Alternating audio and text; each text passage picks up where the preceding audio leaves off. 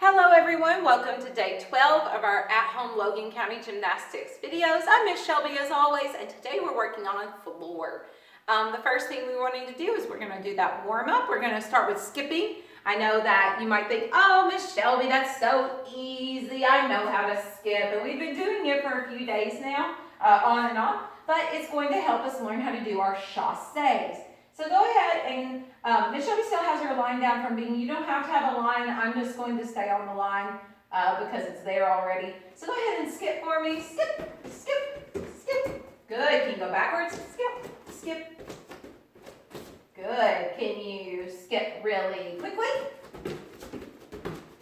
Can you skip really slowly? Ooh, that's hard, isn't it? Go ahead and skip at least 5-ish times each time. I want you to get the heart pumping, get moving, get ready to go because we're gonna go into our position. Now, do you remember what yesterday was? It was a ballet position. Who can tell me? That's right, it was plie. Good, so put your heels together and feet together and legs together and hold that big fat beach ball.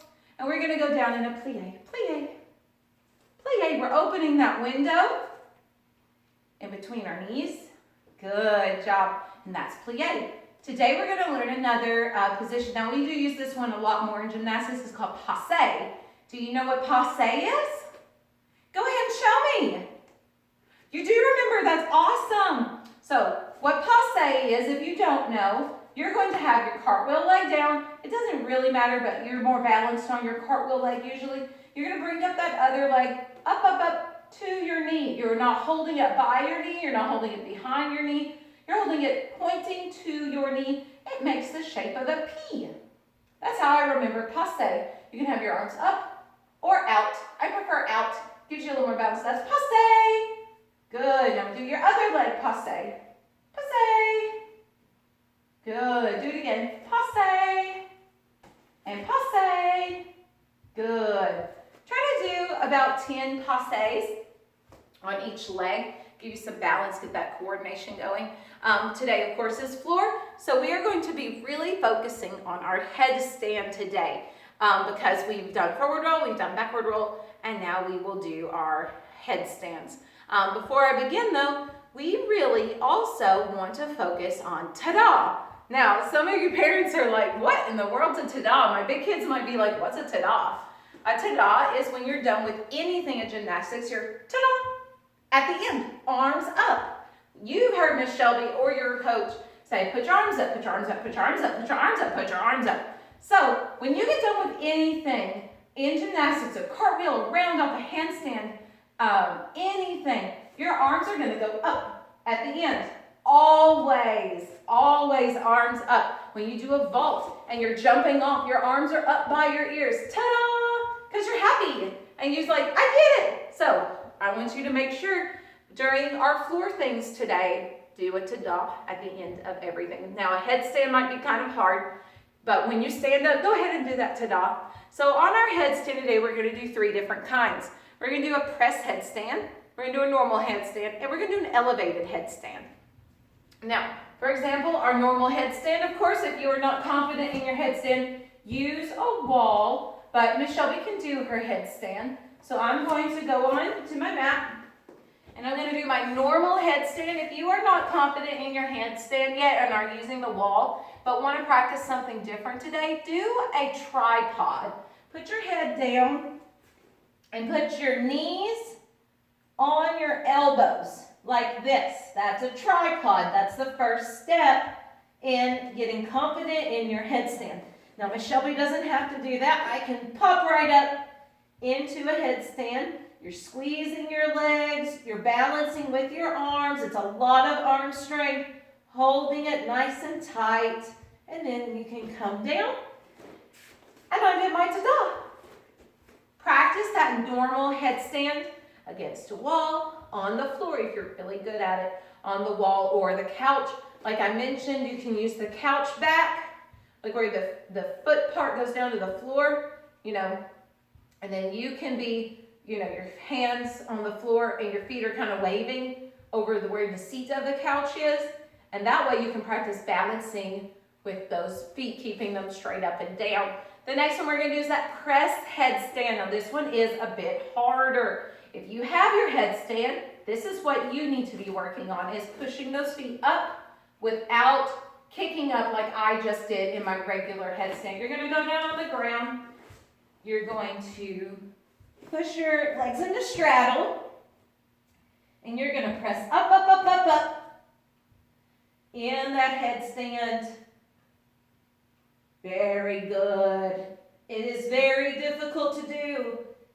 And then come back down, and stand up to dog. Good. Eventually, when you're bigger, you will be able to do that and then push up into a handstand. Whoa, Nelly. That would be so hard to do. Now, I mentioned elevated handstand. Not all of you are going to be able to do this. What's it going to consist of is you need to have two kind of chairs or objects. Well, it's kind of like when we did the handstands. Let me show you real quick. I'll get my chairs here.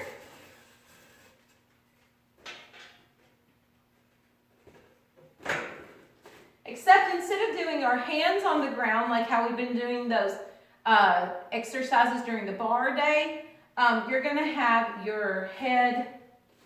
Let me flip it around because I have to think about what you're seeing. It's going to be kind of the same thing. Your head's going to be down on the ground and your feet are going to go up on those chairs. Now this is going to help you again if you're having trouble with that press headstand.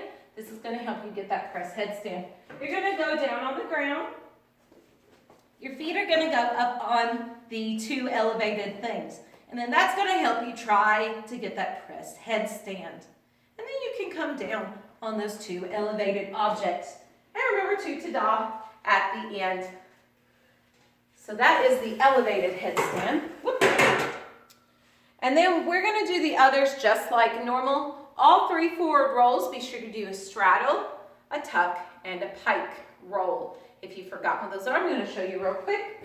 Tuck roll, of course, knees and feet together, arms up, go, go, go. Standing tall, very good. Straddle roll, we're of course in straddle. Be sure when you do that straddle roll, keep your legs straight. It does not matter how far apart they are. The lower you are to the ground though, the wider your straddle, the easier it is to do that straddle roll. So hands down and give me a roll, but keep them straight and pop up tall. If you can pop and stand up, that's awesome. You keep going because then you can do another roll and another roll. But obviously, Miss Shelby's not that flexible anymore. Now that pike roll, remember it is harder. You kind of have to dive down into it, keeping your legs straight. Miss Shelby sometimes bends her legs, forgive me please, but you try your very best to keep your legs straight. So we're going to kind of dive down into it. Ready, set, go. And then pop up at the end. I bent my knees a little bit at the beginning though, but I bet you can do it better than me. Good job, friends. So those are three forward rolls. The backward roll, just a regular back roll. There's not much we can do with that yet. Back extension roll is next, but we don't have a nice big wedge to be able to do those. And most of you don't have a very confident back roll yet, but that's okay. We're still working on it and you're awesome. And I know you can do it. We're going to do the handstand. I'm going to show you one more time the way we do those new kind of handstand activities. This does not mean do not do your regular handstand because I do want you to practice those too. I want you to get up on the chair and touch your shoulder 10 times on each side, warming up that handstand pirouette that we will do later. Now on a regular handstand, we will work on those. You should have been working on them all week as well. T in, T out, arms up, up, up, squeeze, squeeze, squeeze, T in, kick. Oh, that was a weenie handstand, Miss Shelby. Let's get up a little higher. Up, up, up, up, up, squeeze, push, hold it, and then come down. Good. You tell your feet when to come down. Your feet don't tell you. Ready again, up, up, up, up, squeeze. Oh, I didn't hold it very long. I bet you can hold it longer. Keep trying, very good. And that one-handed cartwheel again this week. Start on that wrist. Do regular cartwheels too. I don't want you to get unused to doing regular cartwheels, But be sure, let me do a regular one. I haven't done one this week because this is floor day. Be sure to stay nice and tight. Legs straight, pointy, arm up, up, up, up, up. Regular cartwheels. Good, I could have kicked higher. Arms up, up, up, up, up. Woo! I didn't want to hit the wall, so I squeezed a little too far to the one side. Try to land nice and straight. That one-handed, start at that wrist, and do your one-handed cartwheels. Practice at least 5 of those for me, friends. Today for our cool down, guys, we're going to do those 3 splits again. I have my line still out here, but you don't have to have a line. It does help try to keep you straighter. Go ahead and do your good leg cartwheel. Go down, down, down. Your foot will be flat on the floor. Squeeze it out, stretch it out, out, out, and hold it for 10 seconds. Pause if you need to. Very good. Do the opposite. Stretch, stretch, stretch, out, out, out, out, out. Hold it for 10 seconds. Pause if you need to. Good job, guys, on that middle. Remember, go to your elbows if you can. The most important part is our knees are facing up. You can go down, down, down as far as you need to, but make sure your bottom is in line with your feet. Miss Shelby has not gotten down far enough. I still have to stay on my hands. Hold that for 10 seconds if you need to. Pause if you need to. Good job. And now our last thing today is I have got my eggs again, and I'm going to do jumping over the eggs. I'm just going to get 3 because Miss Shelby's so tall. I want you to practice your jumps today. I'm going to put my eggs on my lines. Maybe they won't roll around so much for me. So jump over each egg, doing a jump. So like I would do tuck jump, and then take a step, tuck jump. Make sure I'm close, tuck jump. You don't want to jump on the egg. It could hurt your toes. So be careful. Do your tuck, straddle, and split jumps over the eggs. Oh, and a half turn. Even if you feel kind of fancy, you can do a half turn. So guys, I hope you have a wonderful Easter. Be sure to get with your family, have a nice Easter story, learn about Jesus. It's a day all about him. So I hope you guys get together and spend it as a family, and during this time especially. That's what we need, is some time with our family, that we can call your grandma, grandpa, call your aunts and uncles, call those cousins you've been dying to play with. Have a wonderful Easter Sunday, guys. I love you so very much. We can't wait to see you so soon. Hope you have a wonderful day. Bye, guys.